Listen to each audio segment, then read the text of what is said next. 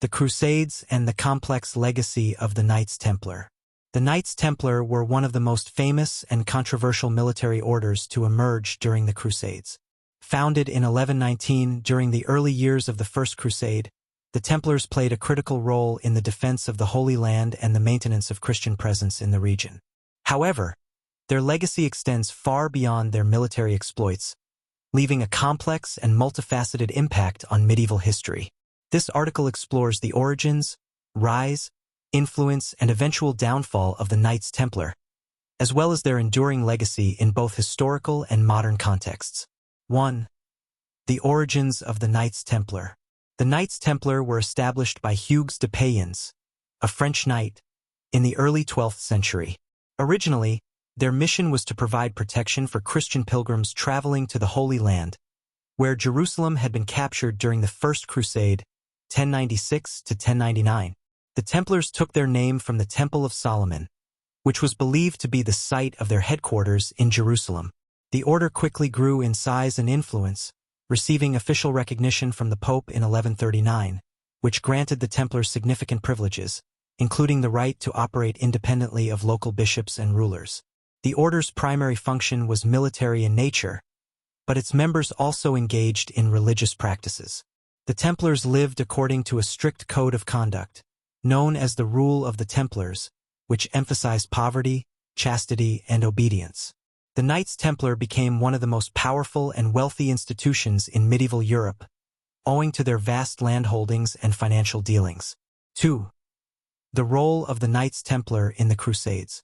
The Templars were critical participants in the crusading movement, fighting in numerous military campaigns aimed at recapturing Jerusalem and defending Christian territories in the Holy Land. Their most notable military achievements include their roles in the Battle of Hattin, 1187, where they fought against the forces of Saladin, and their defense of the Crusader states against Muslim forces. 2.1. The Battle of Hattin. The Battle of Hattin, fought in 1187, was a pivotal moment for the Templars and the Crusader states. The army of Saladin decisively defeated the Crusader forces, including the Templars, resulting in the fall of Jerusalem. This battle not only marked the end of Crusader dominance in the region but also led to the temporary disbandment of the Knights Templar and other military orders in the Holy Land. Although the Templars would eventually return to the Holy Land, the defeat at Hattin deeply affected their reputation and their military prowess. 2.2. Defense of the Holy Land. Throughout the Crusades, the Templars were involved in defending the Crusader states in the Levant. They built a network of fortresses and castles across the region to protect Christian territories from Muslim incursions. The Templars were particularly known for their involvement in the defense of the Kingdom of Jerusalem, including the fortress of Acre and the castle of Croc de Chevaliers, which became symbols of their strength and commitment to the crusading cause. Despite their military successes, the Templars were ultimately unable to prevent the fall of the Crusader states in the Holy Land. By the end of the 13th century, with the fall of Acre in 1291, the Crusaders were driven from the region, and the Templars were forced to retreat. 3. The wealth and power of the Knights Templar. One of the most striking features of the Knights Templar was their ability to accumulate wealth and power, despite their monastic vows of poverty. This wealth allowed them to become one of the most influential institutions in medieval Europe. 3.1. The banking system. The Templars are often credited with creating one of the earliest forms of modern banking. They established an extensive network of safe houses and financial services that facilitated the safe transfer of money and valuables across Europe and the Holy Land. Pilgrims and Crusaders would deposit money with the Templars before embarking on their journeys, and the Templars would issue them letters of credit that could be redeemed at other Templar locations. This banking system made the Templars incredibly wealthy, and they were entrusted with managing the estates and treasures of many European monarchs and noble families. Their financial power and influence grew substantially over time, and they became key players in the medieval economy. 3.2. Landholdings and military power. In addition to their financial influence, the Templars amassed extensive landholdings across Europe. By the 13th century, they controlled vast estates in France, England, Spain, Portugal, and other regions. These lands provided a steady source of income for the order, which further enhanced their political and military power. The Templars' military presence was also formidable. With a highly trained knightly order, they commanded respect on the battlefield and could field large armies of knights and soldiers, as well as support forces in times of war. 4. The downfall of the Knights Templar.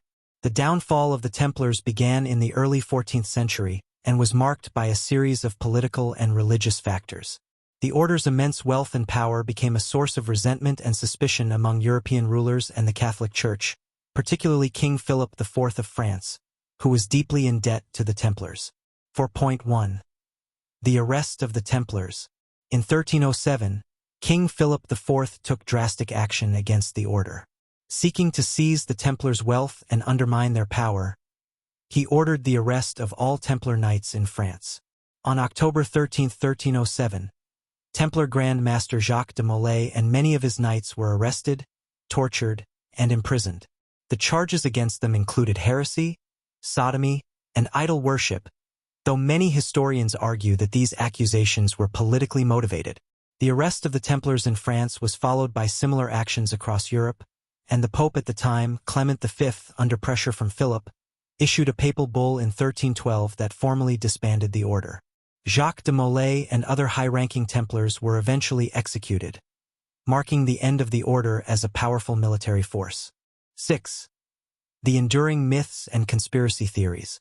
After their dissolution in 1312, the Knights Templar became the subject of numerous legends and conspiracy theories.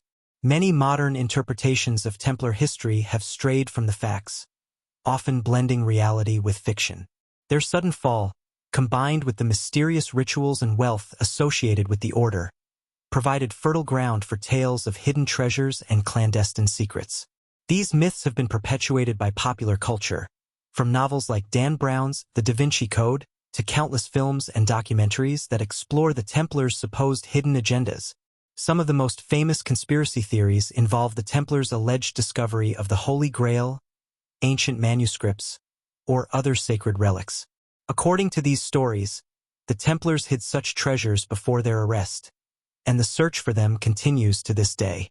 Whether based in fact or fiction, the Templars have been imbued with an aura of mystery and mysticism that has persisted for centuries.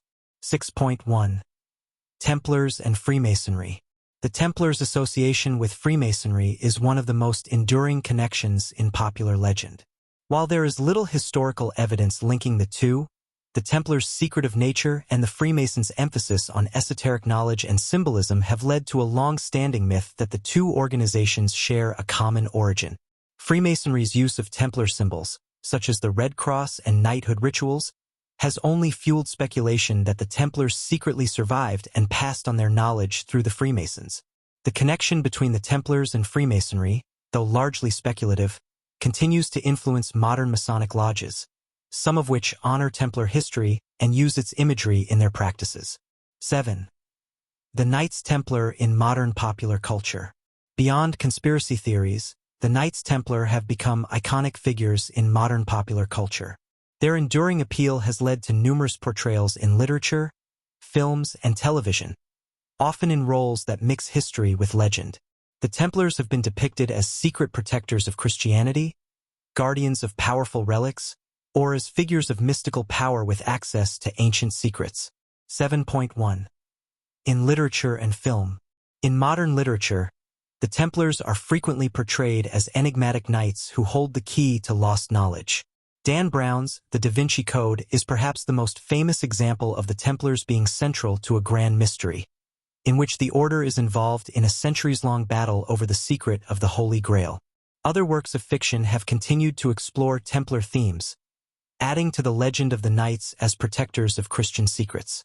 Films such as Indiana Jones and the Last Crusade, 1989, also contributed to the Templar mythos, with their depiction of knights guarding the secrets of the Grail.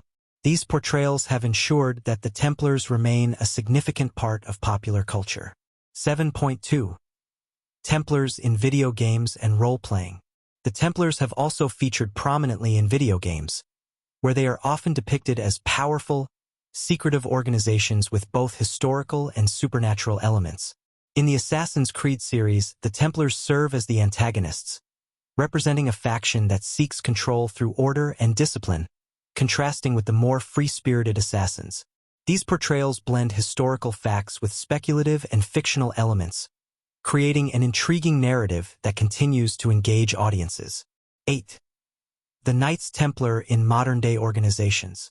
In addition to Freemasonry, several modern-day groups claim to draw inspiration from the Knights Templar, often romanticizing their mission and ideals. Some groups that consider themselves Templar-related emphasize Christian mysticism, charitable work, and the preservation of medieval chivalric values. Others focus on promoting historical research and preserving Templar heritage. One of the most well-known modern organizations that claim to be descended from the Templars is the Sovereign Military Order of the Temple of Jerusalem, SMOJ, which has branches in various countries and seeks to continue the tradition of Templar chivalry and charitable work. However, it is important to note that these modern organizations have no direct historical continuity with the medieval Knights Templar.